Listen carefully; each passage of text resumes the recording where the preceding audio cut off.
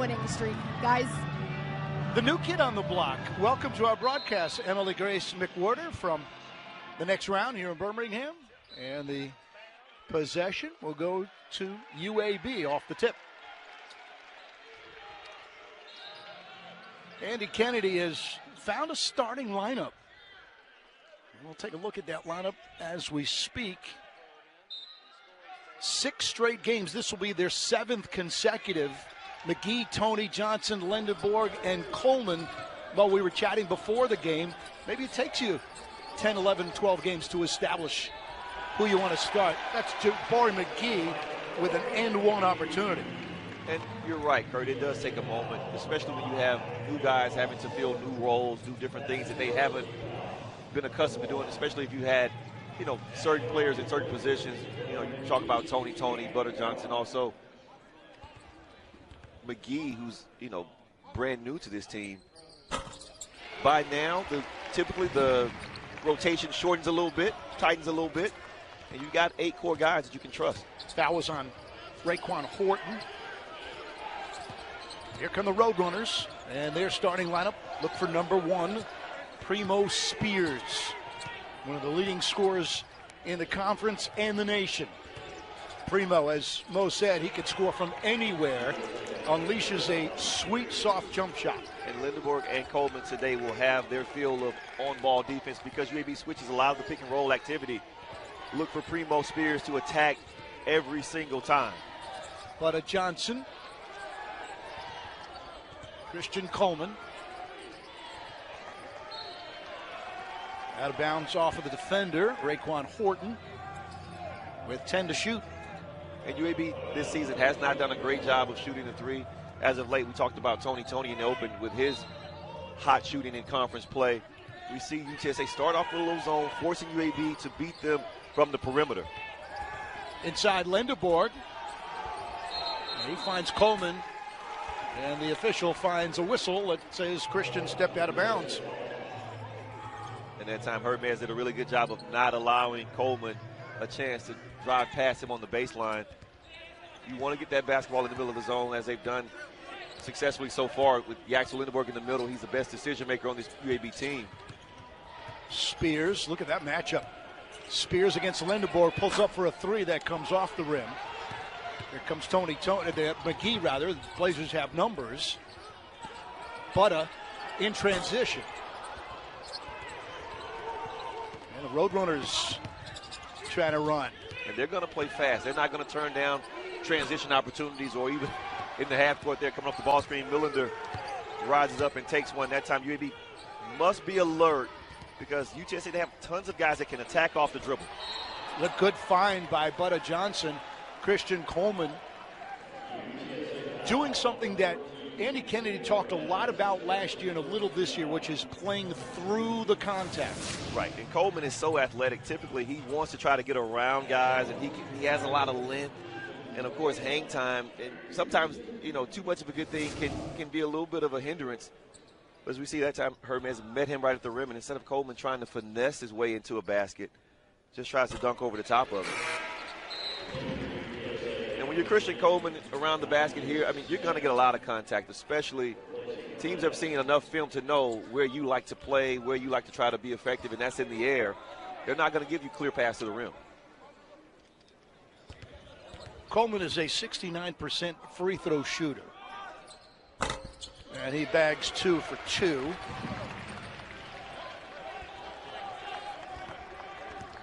Point guard is Marcus Millender. Out of Houston, just a sophomore, but always look for number 1. There he is. See, the big guys are out guarding him. Coleman had him for a moment.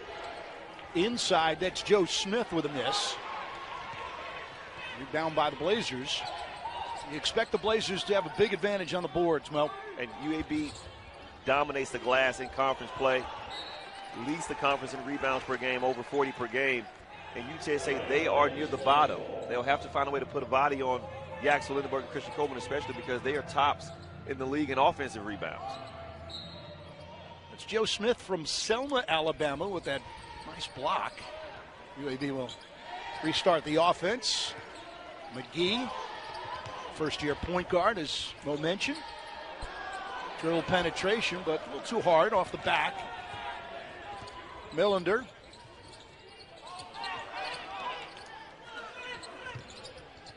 Smith is rather active as well, and there's a mismatch as McGee's on Smith.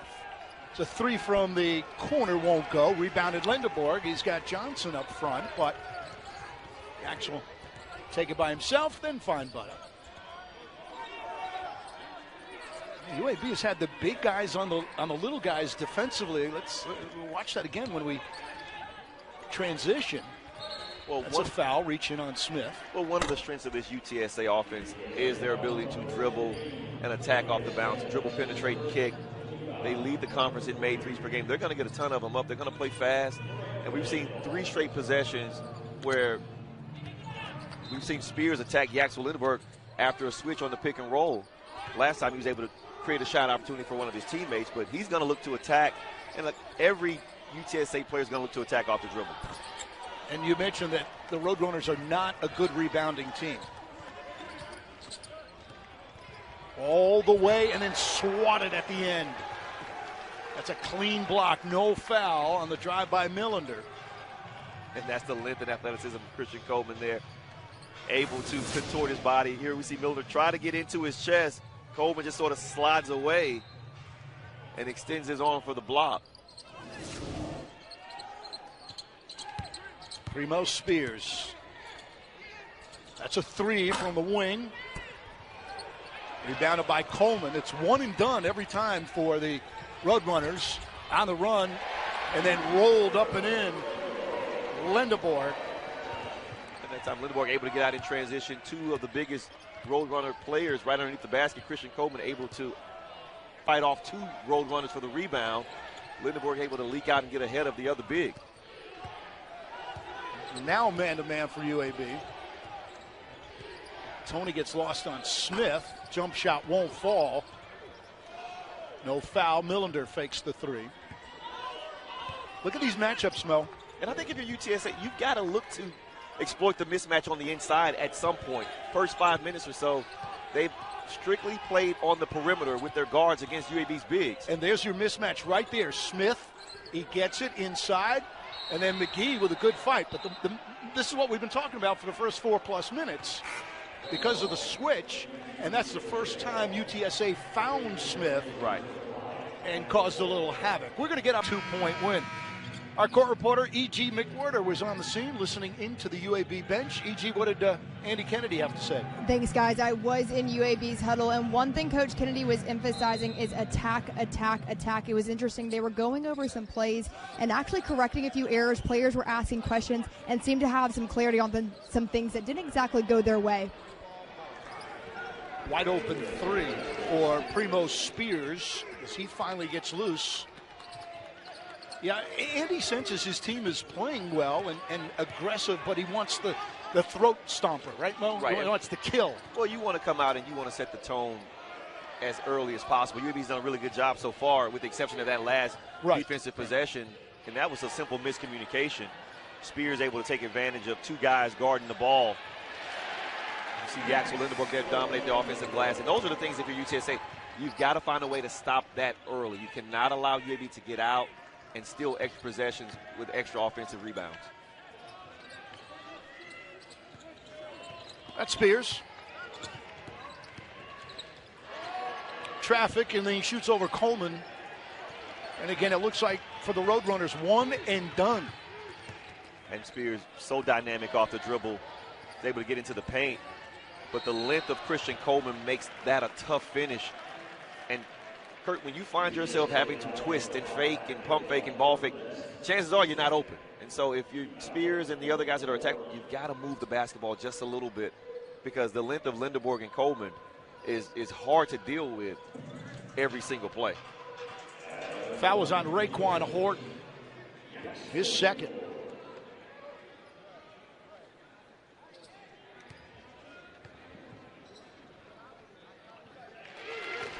Lindeborg, Yaxel, very active so far this first half. Even though he's only scored 5 points, he has been very, very active on the offensive glass, on the offensive end, moving the basketball, talking, communicating.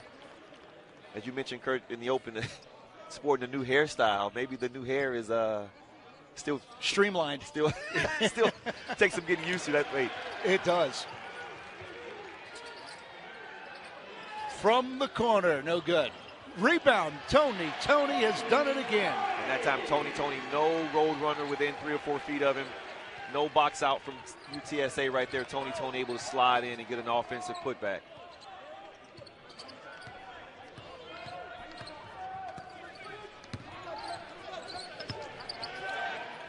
Long top of the key three, no good. Rebounded Lindeborg.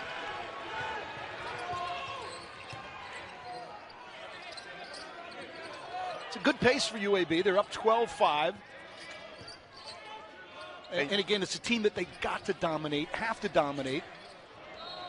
And UTSA, they want to play fast. They have quick, athletic, lengthy guards, guys that can run the floor. They want to play up and down, and UAB's done a really good job so far of playing at UTSA's pace without giving up shots that UTSA wants to take. Saw a shot of Andy Kennedy. His team has won 4 straight, 6 of their last 7. Primo Spears for 3. That's off. And it will be Blazer basketball with 13-31 remaining here, opening half. UAB a share of the conference lead at 4-1. The Roadrunners right now in conference play, 2 up, 3 down. And we talked earlier this season, you and I, we've done a ton of UAB games, and the early season struggles of playing 500 basketball, and here they sit at 4-1 at the top of the conference standings. And everything that they want is, of course, still right there, theirs for the taking. That's Moore for 3. Yes. Tyron Moore, offensive board by Tony. And then who gets the assist but Lindeborg, and what a season he's having. And it's the second chance opportunities UAB is feasting on right now. Even when one player doesn't necessarily get the rebound, they tip it to another one. Keeping the basketball alive, they've created a ton of opportunities so far. UTSA still has not figured out. They've got to put a body on these guys. Alejandro Vasquez. Low block. Nice pass. Ezuero. Nope. And looks like it'll be a foul on UTSA because the Roadrunner bench is exploding. That's Austin Claunch, first-year head coach. Well, he wants an explanation there. Ezuero had seemingly did not get touched from their viewpoint. You take another look here, and maybe on his right arm. But even more impressive for me is just the feel of Yaxel Lindeborg catches the ball on the low block, knows the double team is coming, is able to find Ezuero on the opposite block. Yaxel get a rest. A very active 7.5 minutes for Yaxel Lindeborg. All over the scoring column, which is made him one of the premier players in the country. Ezuero hits the second of 2. And the Blazers with a comfortable 16-5 first half lead. And the Roadrunners going to need Spears. Now they go inside to Smith for the first time and see the results. And that's maybe really the second time. That's a good decision there from Spears. Yes. He's struggling a little bit from the field. Last time out, 1 for 14 from the field. And here's the thing, you're not going to keep great scorers down. They're going to get their points eventually. You just want to make sure they're taking quality shots and not stalling the offense, trying to get into their own rhythm. Strong finish by Butta Johnson from the weak side. Spears. Spin move, fade away. Yes. Tough shot. That's a tough finish. That's a lot of work there for Spears. You know, the play before he went inside on the mismatch, UTSA was able to get a basket right underneath. That time, Spears elected to go at it one-on-one. And again, that's great when it goes in because he's a very talented player and a very capable player. But here, down 9 early, you want to try to make sure you're getting everyone into a rhythm. He's going to get his because he's such a talented scorer.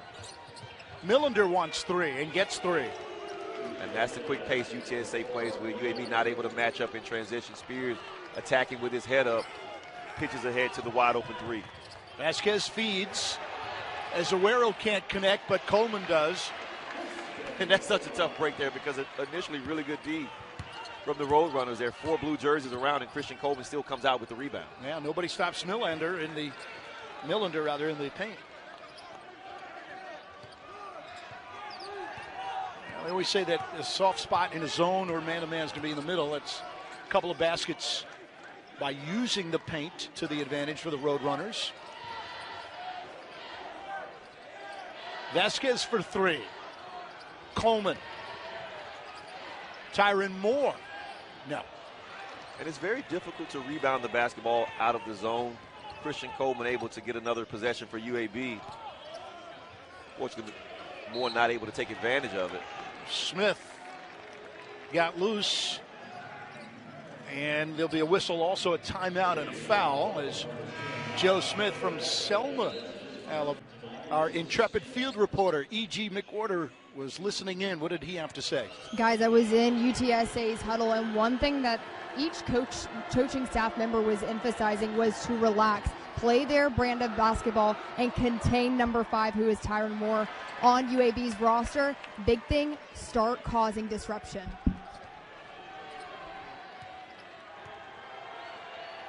Joe Smith. Name's familiar in this state. Went to Southside High in Selma, then a prep school in Canada, Chipola Junior College, Seton Hall, and then Buffalo. And as Mo Finley likes to say, the guy's got some gear.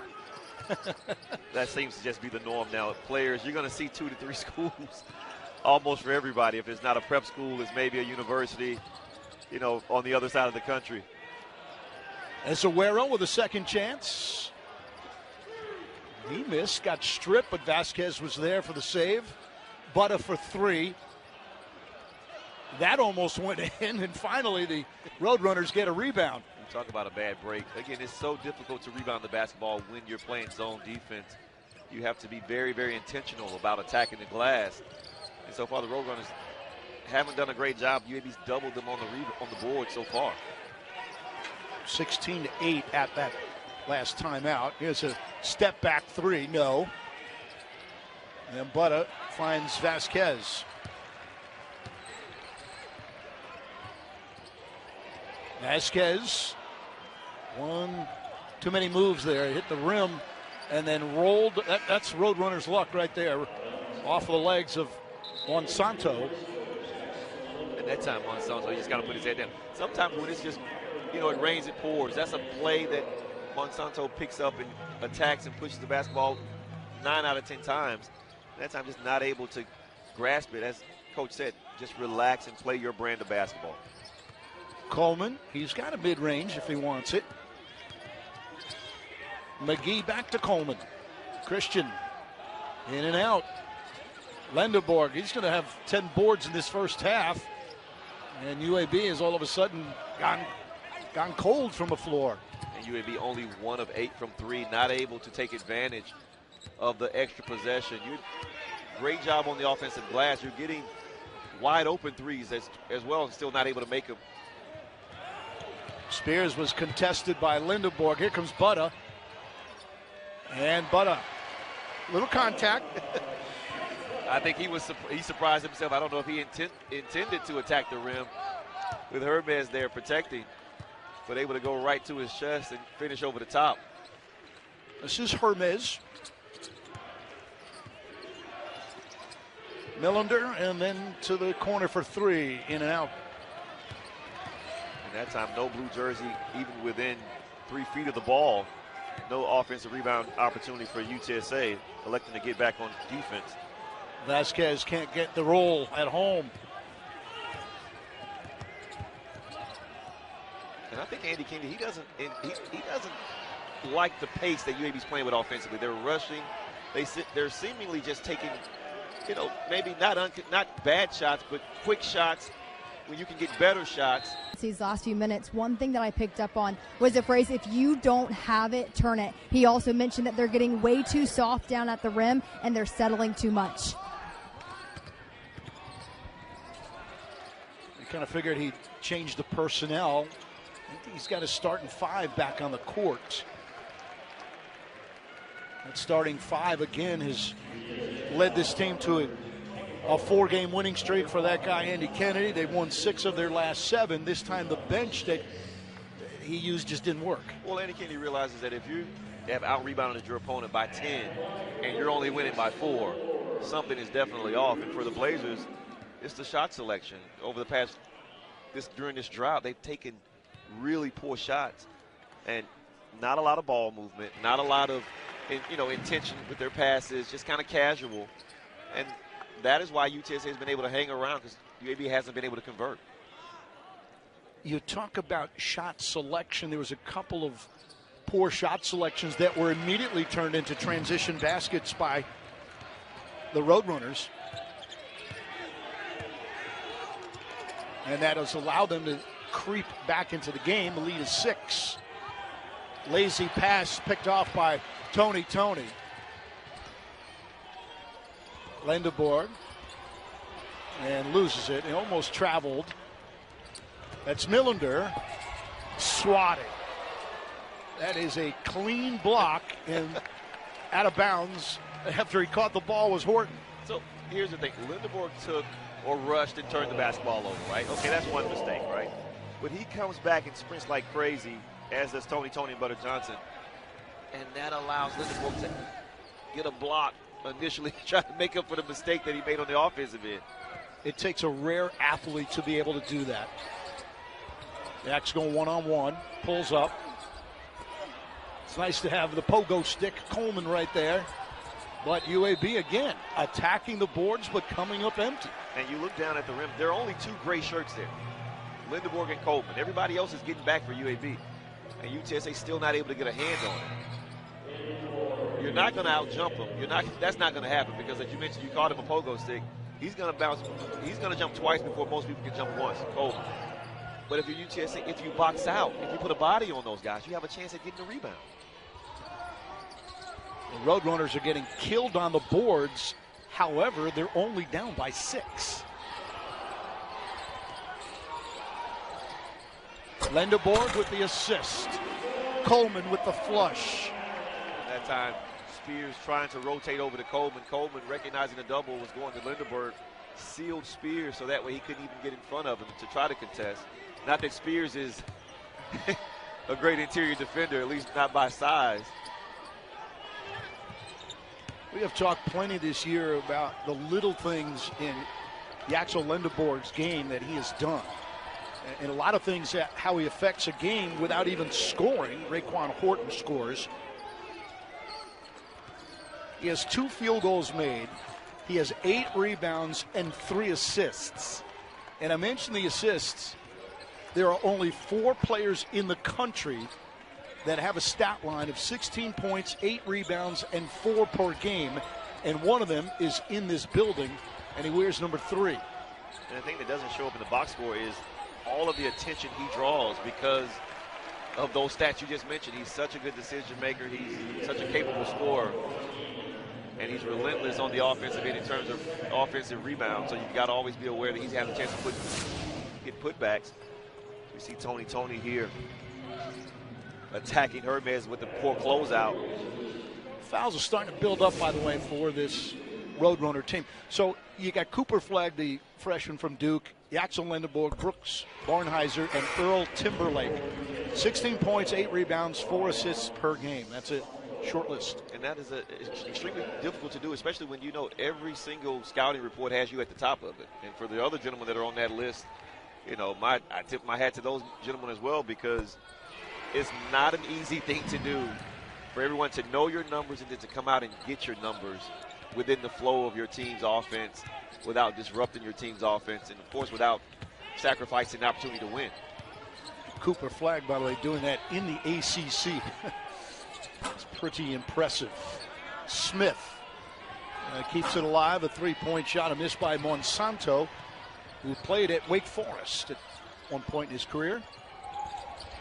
Tony, no foul, but picks up a loose change.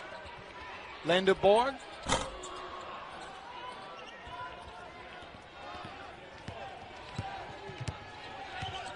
Roadrunners hanging around, down by 8 with possession. And here Smith has the advantage. Let's see if they go to him. They do. That's, yeah, but Smith on Tony's Tony. done a really good job of pushing him out now. And Smith just too big. Yeah, too big. No help side defense that time from UAB. And again, if you're UTSA, you've got to like where you are in terms of the score, because if you haven't rebounded the basketball well and you're still only down 6 with 4 minutes or so to play here in the first half.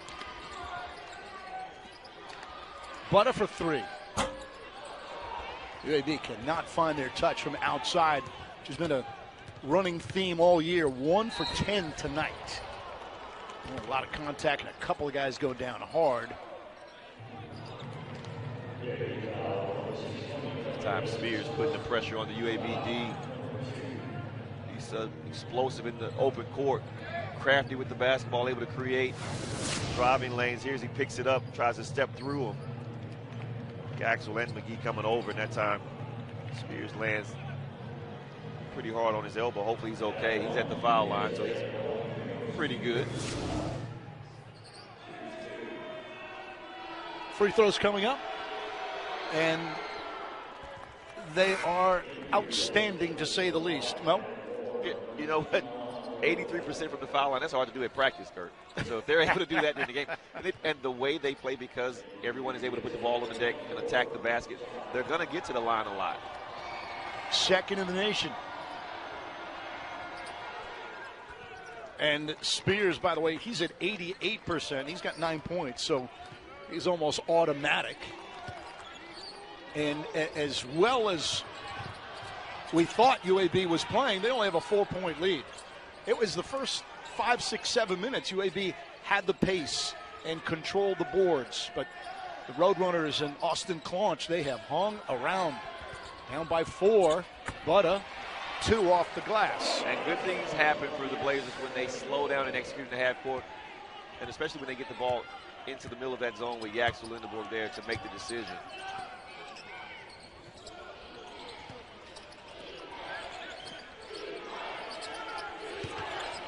It's Monsanto right there, who once led the ACC in threes made in a season.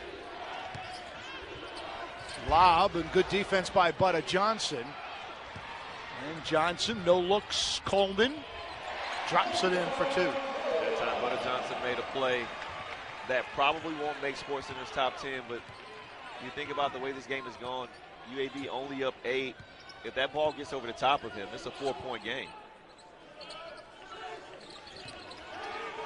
And remember, UAB is used to scoring 85 a game, long distance that time. Monsanto with his first 3 points of the game. Monsanto, the catch and shoot specialist from 3. You've got to force Monsanto to put it on the floor because he's looking to take threes. His last 11 shots, or 12 shots now, have all been 3-point attempts.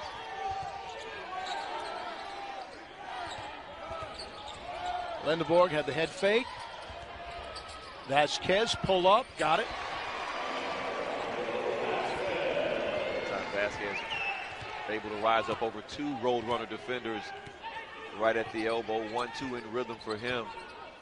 And Vasquez, he's someone that the Blazers, they're going to need his best offensive games down the stretch here in conference play as well. He's a veteran guy who's experienced the American Conference last season, and he played really well at times, and this year, not off to the best start, but he still has time to make a big impact.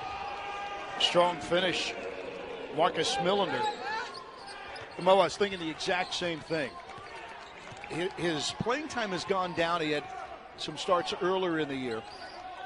But he's too valuable and too valuable from the outside to just say, hey, forget it. And the more teams play zone, because we're seeing UAB forced to take some 3-point shots. Forced the percentages this season. Teams are going to play the percentages. UAB has not shot the ball well. Vasquez, he's going to get looks. He's going to get attempts, especially as the scouting continues with conference. Teams are going to come out here and force UAB to beat them from the outside. That's right. Good point again. They'll focus so much on Coleman and Lindenborg, and now the Roadrunners trying to find their touch. Monsanto with a pair of home runs. And it doesn't take him long to get his feet set. Does a great job of getting square to the rim off the little down screen action. Quick release. Monsanto got to force him to put it on the floor. Lindenborg. Contact and the whistle. A couple of transition threes go down, of course. We talked about UAB switching defense, the switching to pick and roll. UTSA started to throw it inside a little bit. They were able to cut into the lead. And I think if you're the road runners, you've got to be very, very excited with the fact that you're only down 5 going into the half as of right now with 45 seconds left. They've had an up and down season, as we mentioned, and they certainly have a chance for a signature win against a team that's got a share of the conference lead.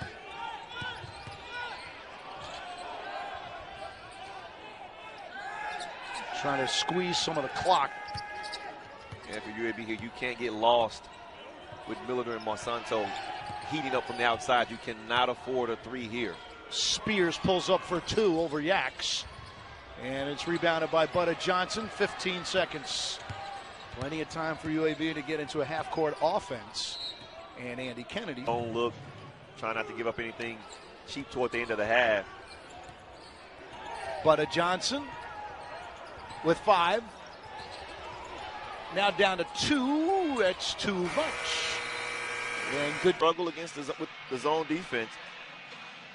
Coach Clunch, again, he mentioned foul, contesting without fouling. UAB went to the foul line 13 times in the first half.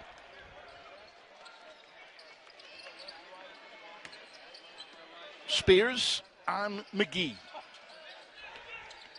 Johnson stopped the attack. Coleman, mid-range, got it. Nothing but net. At that time, really good patience from UAB. I think Ephraim Johnson almost got away with a travel, but didn't panic, reversed the basketball, kept moving until they got the open one that they liked.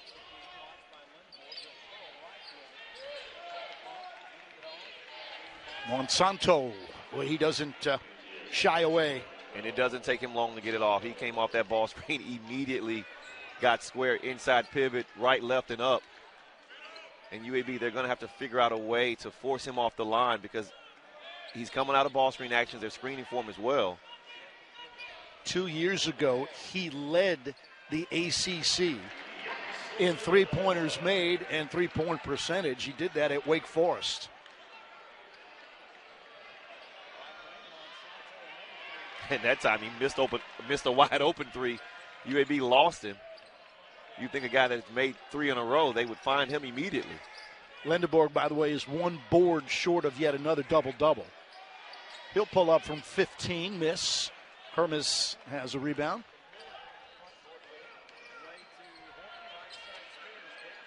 Coleman got there to close out, and it's Roadrunner basketball. There's Lindeborg. And then back to Raekwon Horton. Claunch, first year for Austin Claunch. There's a 3-ball. Horton can't connect. And if you're UTSA, someone other than Millender and Spears is going to have to start helping offensively, and Horton's a prime candidate. Coleman tried that baby hook, didn't go. And that's Lindeborg's 10th rebound, which now he already has a double-double. Here's Monsanto. Yes, that's what he does. And that's one that has to go in if you're Monsanto because it was essentially a 3-on-1 break. He elected to pull back and stay outside the three-point line. But when you're shooting it at such a efficient clip as he does, that's probably just as good as a layup. Mo, coming into this game, 48 of Monsanto's 52 field goals were threes. He had 4 non-threes all year. That looked like a double dribble not called. I mean, you know where the guy's going to shoot. Right, and here they'll pick and roll so that way Spears can attack Coleman off the bounce. Spears pull up. Yaks chased that one down. Double-double for Lindeborg. Tony saw Coleman for a brief second. Yeah, and that's a tough pass. You got to put English on it. By the time that ball evades the one defender, another defender is able to rotate over. And fortunately for UAB, it's just, baseline out of bounds. But Lindeborg with his 30th career double-double at UAB in what would be a year and a half. And there's one more assist. How about that? anytime McGee able. It was like a peach in his hand, by the way. I mean, huge hands when you have the athleticism and talents and gifts that Jackson Lindenborg has. He makes it look extremely easy. Can he buy 5 assists from the judge or from the – he's at 5 right now.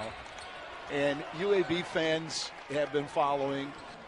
His last 2, 3, 4 games, he has been on the verge of something. I believe it's only been done twice in UAB history. It's not been done in like 20 years, and that's a triple-double. Yeah, I think UAB fans are clamoring for that triple-double, but Andy Kennedy just wants to see UAB just to win, play 2 complete halves of basketball.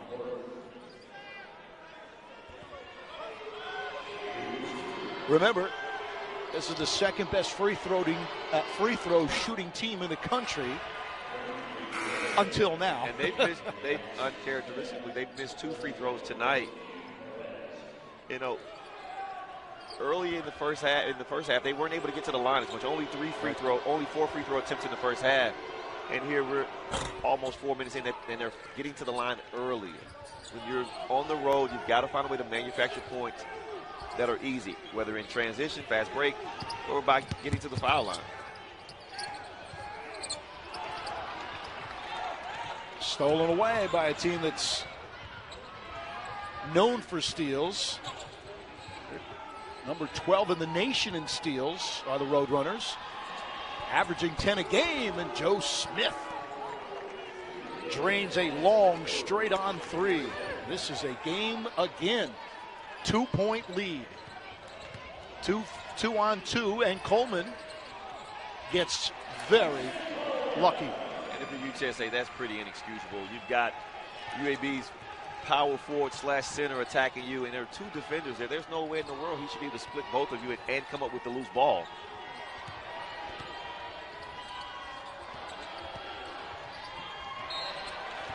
Pass right to the official.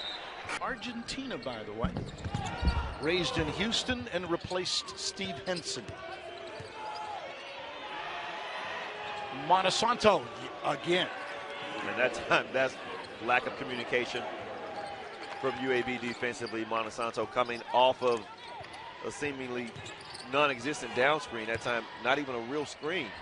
Tony trying to answer, and does. Trading threes. That's only the second home run UAB has hit.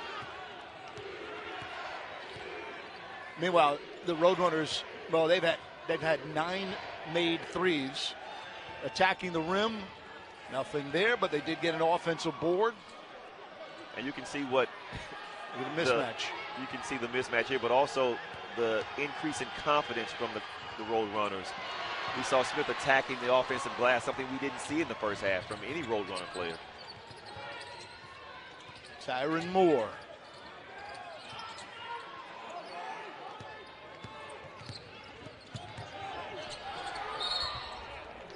A tough guard for anybody. Raekwon Horton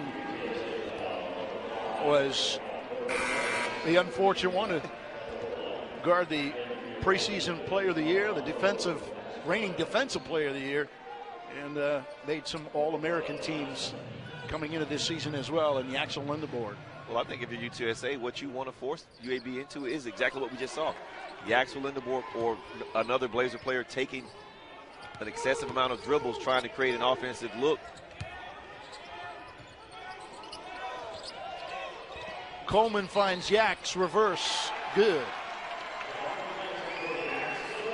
So the reversal of Jackson Lindenborg and Christian Coleman taking turns being the facilitator in the middle of that zone. Here Christian Coleman able to thread the needle to Yaks in the dunker spot there. Great athletic move, finishing on the opposite side with the left hand. 13 points, 12 boards, 6 assists. With 14 minutes left to play, he's had a complete night already, and there's still over a half left. You know, guys, what's so impressive as well, he does this. We know about how unselfish it is. But remember, this is a conference game. You know, there's scouting reports on him. This is not, you're playing a early season non-conference D2 in-state team. Right. It's a conference team, and He's close to a triple-double, floated in by Millander. And that's great body control there from Spears, able to attack on the skip pass. UAB in the 1-3-1 zone. We haven't seen them do it a ton tonight. Good things have happened when they've been able to turn teams over. But this so far this season, not as effective with it. Great cut from Coleman. If that goes, that's an assist. Maybe Lindenberg knows how many he has. He was jumping on his toes there as well.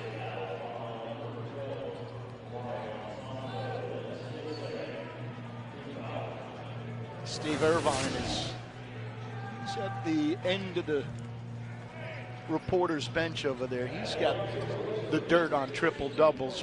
We'll wait and see if Yax gets a little closer. What about his 7th assist right there? But it's a rarity.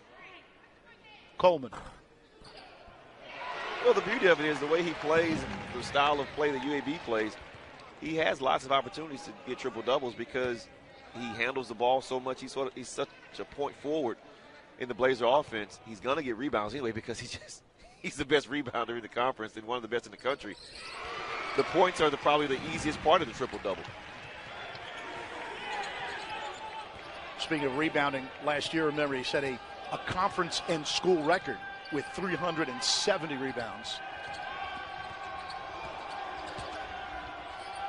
Lead is 7 until that. That's quick right there. That's a quick release. Monsanto, he's in rhythm now, and UAB has to do something different because a hand in his face isn't enough. You've got to force him to put the basketball on the floor. He's 6 for 11 from downtown. Lindeborg right on the edge. They were to give him a 3. Millander, wow, look at this one. Monsanto from the logo. Monsanto did a really good job of following the basketball there. If that ball goes in, this game is very, very uncomfortable for the Blazers. Joe Smith rebounded by Lindeborg. Contact goes through it. Coleman wide open. Tyron Moore for 3. UAB finally able to convert on an open look after an offensive rebound. To about 30 some odd minutes for that kind of sequence. Lead up to 7. Lead pass inside of Smith. Nice move and a good finish. And that's a great find from Monsanto. Now, and here's where he becomes even more dangerous because he's been able to score so effectively from the outside. Now he's going to draw a ton of attention. His teammates will have scoring opportunities because of it. Great hands from Spears. And the finish on the layup by Spears. Spears at time attacking the passing lane, not relaxing. I think Tony thought he had a clear path to the basketball. Coleman. Players were responding to it. They looked laser focused on Coach Kennedy as he was exclaiming what needs to be better. Ended with a keep playing, a hand clap, and they got back out on the court. You know, Mo, by her reports, in my mind, I can insert where Andy used harder language. Oh, no doubt. Everything that E.G. just said, I said, okay, that, and that. Well, anyways. Here's what I know for sure. I know he used honest language. He did not sugarcoat anything with this Blazer team. And quite frankly, if you are on that bench, you've got to be all feeling the same way because this is a game, statistically, UAB should have more than a 3-point lead. UTSA has done a phenomenal job of making plays. Their key guys have contributed to the comeback, of course. But it still shouldn't be this close. You're not going to beat Memphis, the next opponent, and the real big game on the schedule with this kind of play. If this game, if the rebounds are equal, you're probably down maybe 10 or 12 points if you're UAB. Tony. Ezewera with some muscle. We got fouled. That time UAB showing some patience on the offensive end, electing not to take a challenge shot for the perimeter. See Ezewera here, pretty good position. And draws the contact. Babukar Jai on the foul. Haven't called his name much. His brother Mo is on the team. His brother is injured on the bench there with a boot. Azuero with his second point of the game. They're both at the line.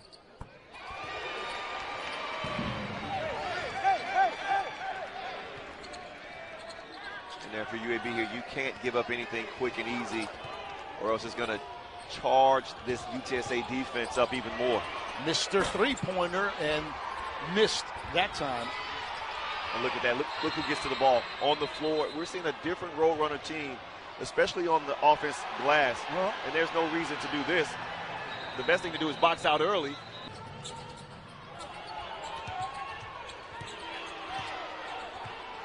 See Coach Klontz trying to. If I'm UTSA, I run something to get the basketball, to get Vasquez involved in the play right away if I'm UTSA. Foul on Azuero.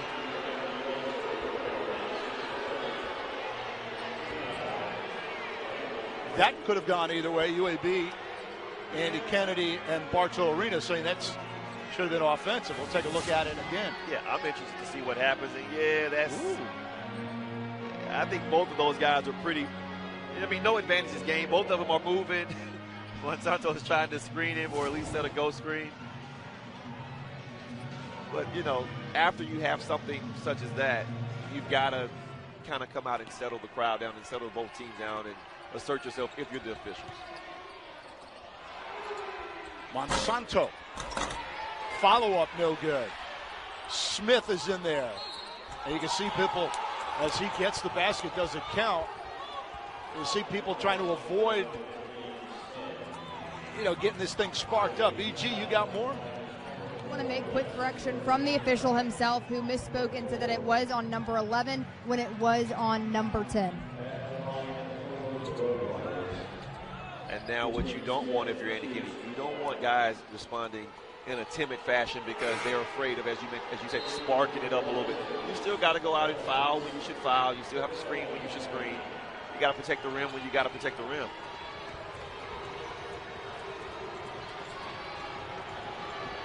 Three-point game. The southpaw, Smith, misses. And it's off of Azuero. Or it appeared to be off of Azuero. But I will say this, I love the activity from the road runners here, especially on the offensive glass. They're much more aggressive, trying to tip balls out to each other. You see here the pressure. They are not backing down. Azuero went for the dunk, got fouled. And that's the right play. That's the right play. Go ahead and initiate the contact. Do not try to finesse it. Attack, force the official to blow the whistle, and force the official to continue to maintain control of this game. Moore to Azuero, draws contact, and Joe Smith on the foul.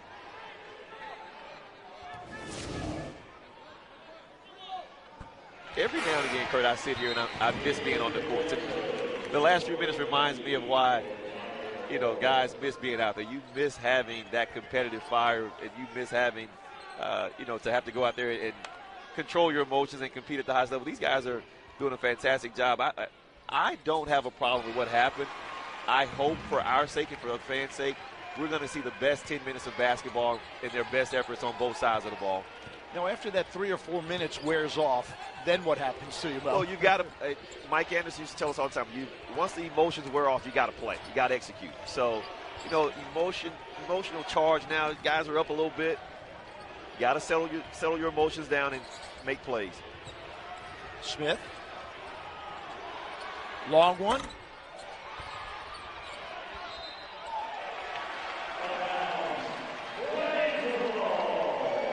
Millender has had a real good game, had a wonderful first half, 10 points, pair of threes. Scoreless so far in the second half. That was his first real scoring opportunity, wide open in the corner. And again, like I said, it's a highly charged atmosphere. You got to settle down a little bit, relax, be calm, and do what you're capable of doing. That's a foul on Jai.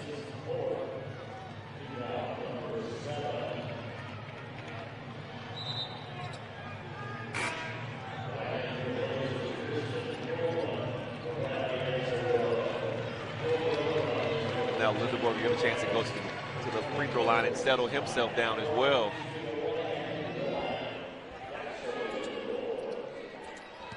His line so far, 14, 13, and 6. And a block in there as well.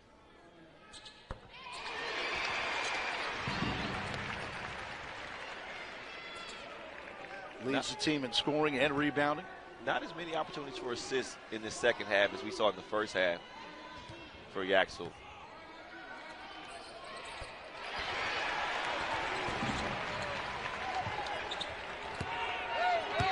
UAB doing a wonderful job at the line, 20 out of 22. And now if you're Spears, you have to try to start looking to attack. Yeah, Mo, right now the difference in this game is really at the stripe.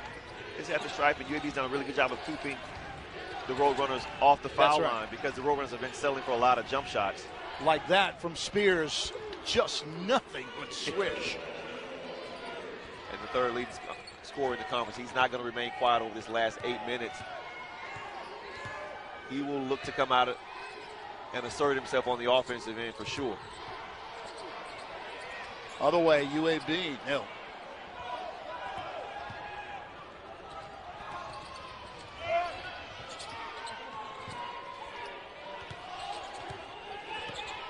Spears now with 16. Remember, he averages 21. Looking for 3 more. It might have got deflected. Jabari McGee runs down the rebound. Trying to shake Millender, who played some pretty good defense there. Yaks. And for UAB, you've got to find a way to settle down right here on the offensive end. There's no rush.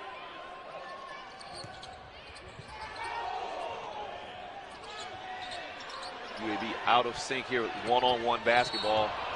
That's offensive. And that's the correct call. Along with Coach Claunch, they said they got to keep moving, but again, it was very relaxed, and they felt good about things. Under 8 remaining. Blocked by Coleman. Vasquez, Butta, and Butta uses the window. That time UAB, one of the rare fast break opportunities they've had tonight, just their 10th fast break point.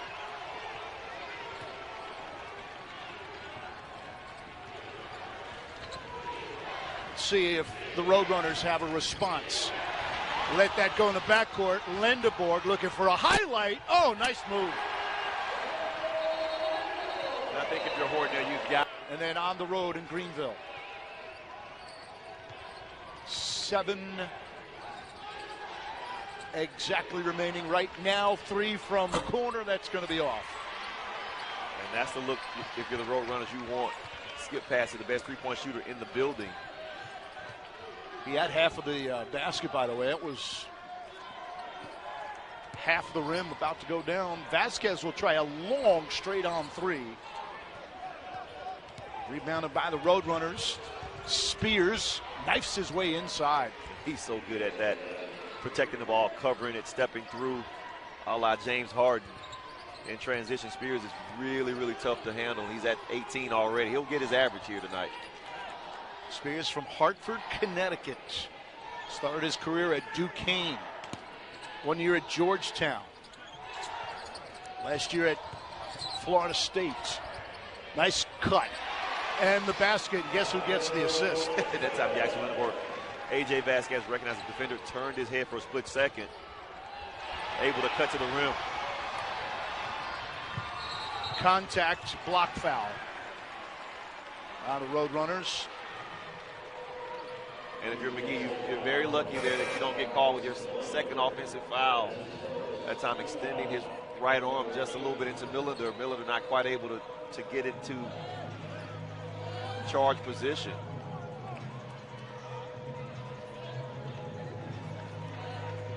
But Curtis, an 8-point lead, it feels like more. The energy is different. You can see the bounce in the Blazers' step over the past couple of minutes here.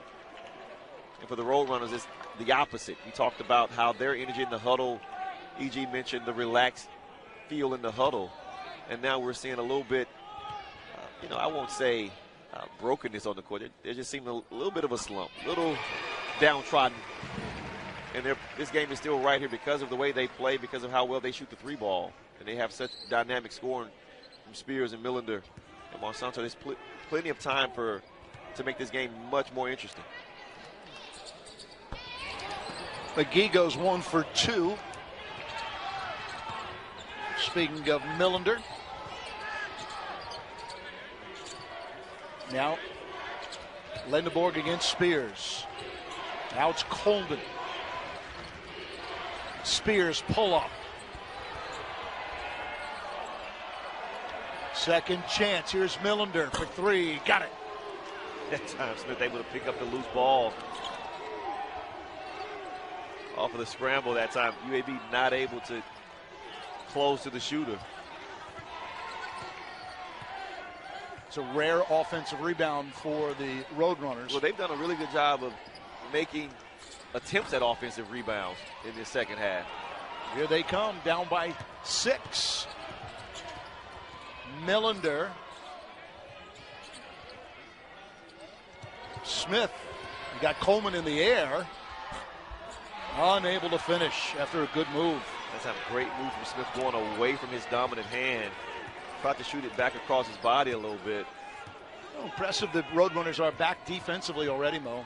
They've come to play. Well, we see the zone look, and they're going to force UAB to beat them from the outside. The actual Lindenborg has to operate right in the center at that foul line area. Butter Johnson gets there with the penetration.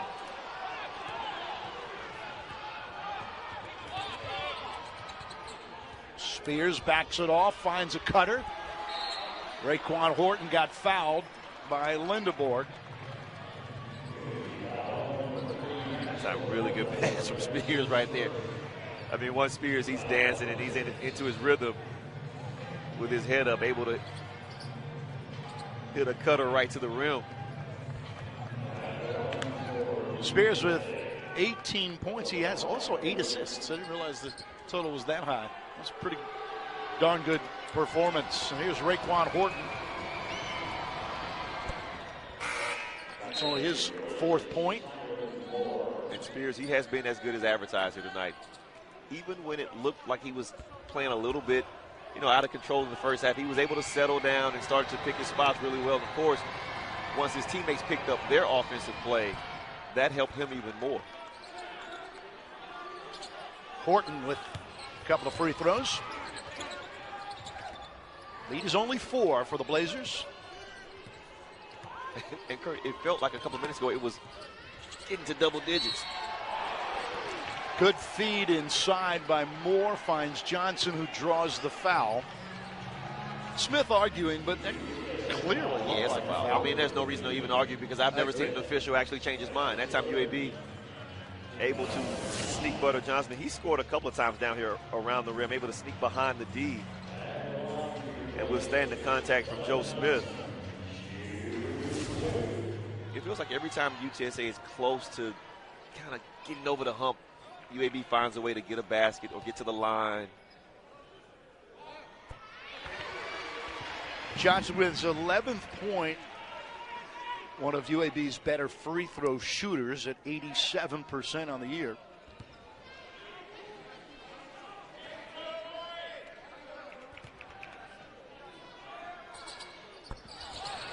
He was 1 for 2. Going 1 for 2 is going to allow UTSA to keep hanging around. Spears forcing the issue. You got to, as a point guard, I love to see the guys attack. It kind of reminds me of Russell Westbrook. I know lots of players pattern their games after him. And Spears here, after missed free throw, downhill, inside out dribble, gets right into Butter Johnson's chest, doesn't allow him a chance to contest. Also stops the clock, 4:05. So you can get some points with the clock not running. As Spears, remember, an 88% free throw shooter. He's perfect tonight at the line. I was just about to say, when you're as automatic as Spears is, it's absolutely the right play. he now has 20 points. One below his season average. He's 10th in the NCAA in scoring. It's hard to get 20 a night, especially when the opposing teams know that you have to have 20 in order for your team to have a chance to win. Vanderborg spins and scores. 2 points in the paint for Yaxel. And he now has 20. He's above his season average of 16. Spears. Swatted out of bounds. Youch. And another block. The Blazers will roll into Memphis, take on the Tigers. And meanwhile, as we mentioned in the open, this Roadrunner team, they're within shouting distance, and they can get a signature win and spoil the party. Long one, Millender in and out. Spears, rather. UAB on the rebound. And that's really good D right there from Millender, and help from Monsanto in transition. Moore was off to the races and had an opportunity with Yaxel streaking on the right side of him. Vanderborg, 3 men surrounding him. You got to kick it. You're lucky there on the foul call, but that time you got one of your best shooters following in behind you right there. You've got to kick that basketball out, and Andy Kennedy is saying the exact same thing. And I think he knows that, too, by looking at his facial expression. There's 2. It got down to 2. At one point, there were 3 blue unis there. And like you say, you got to recognize at 6'8", you got 2 guys on you. Someone's got to be open. Just throw it over the top. And part of that is probably just Yaxel taking ownership of his role as the go-to guy. Final 3 minutes is typically what my old coach Mike Anderson would call winning time. So you want to take your responsibility if you're him, if you're the key player, but also part of that is making the right play. 22 for Lindenborg. His career high, by the way, is 26. And that would be a UAB career high. Now, at junior college, he had some stupid numbers. Well, I guess I'm so accustomed 26. To him having such gaudy rebounding numbers. Maybe I just assumed that the points were the same. Yes. I get where I write it down every time, and you think there's a 30 somewhere in there. Jump shot. Off. And another offensive rebound for Smith. Millender, kick. Spears, 3, yes.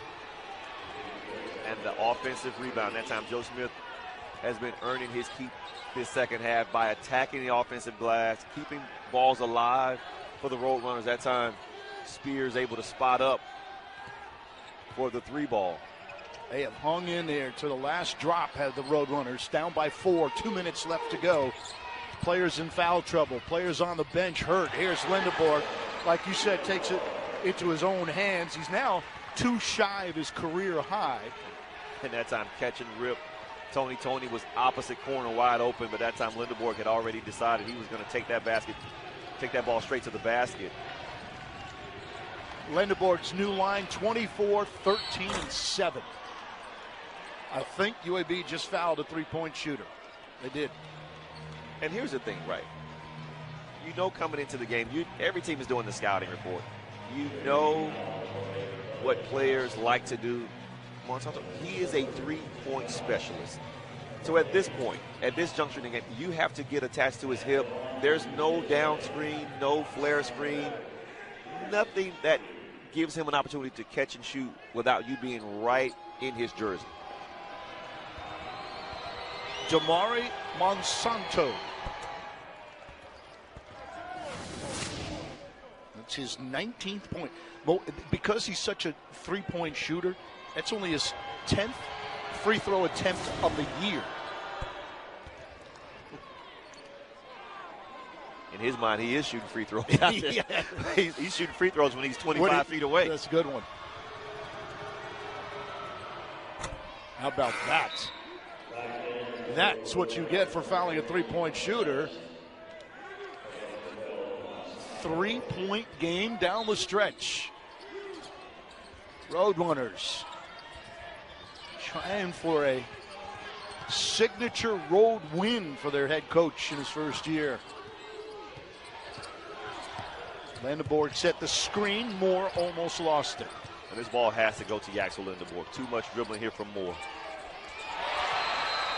Able to find points.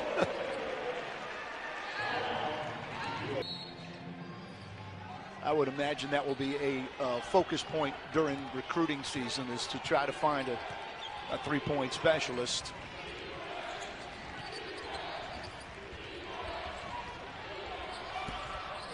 Off the glass, Spears wanted a foul. And he probably should have gotten it from Spears here. We're in for an exciting minute. UAB's had a very prolific night at the free throw line. Struggled at times this year from the stripe, but a good night as they have hit 24 out of 28. Keep that in the back of your mind. Here's Coleman, and here's Lindenborg. Smith on him, ball out of bounds, and that's going to the Roadrunners. Or is it? And they're going to take a look at this for sure, but that critical decision. Well, right now, if you're the Roadrunners, you see a smile from Joe Smith. You don't have to have a three right away. 39 seconds is a ton of time. Tony's going to make Spears pick it up here. But you don't have to have a three. You can get something going to the rim. You're a great free throw shooting team, so if UAB makes a mistake of putting you on the line, you can be comfortable there as well. Tony trying to stick with Spears. This is for two. If it goes, a one-point game. Primo Spears rising as Coleman. Into Butta. Yax. Moore. This 10-second clock is about to evaporate. Vasquez. I got him in the backcourt. And what I can't figure out is why are they going away from the half-court line? Because if you turn it over on your side of the court, at least you force them to have to push it up the floor a little bit. Maybe you get a chance to set your defense to some degree. But if you turn it over right around the rim, right around their basket, it's a much easier shot attempt. Let's look at Vasquez at the line this year, 85%. The Blazers having a great night, 24 out of 28.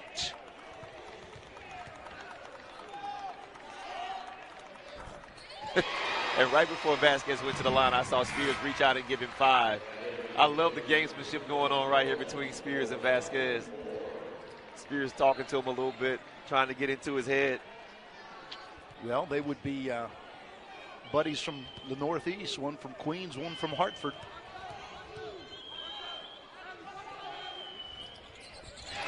Pressure free throws.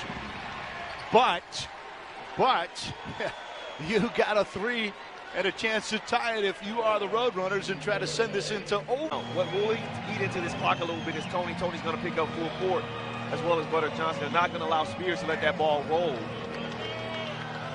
They're going to make him pick it up early. Well, at least I thought they were going to make him pick it up early. Still, that's pretty bold there from Spears. Here we go, Spears with 8. Spears at 6. Monsanto, that was deflected by Coleman, and UAB's going to run out the clock. Coleman will get the block and the emphatic dunk.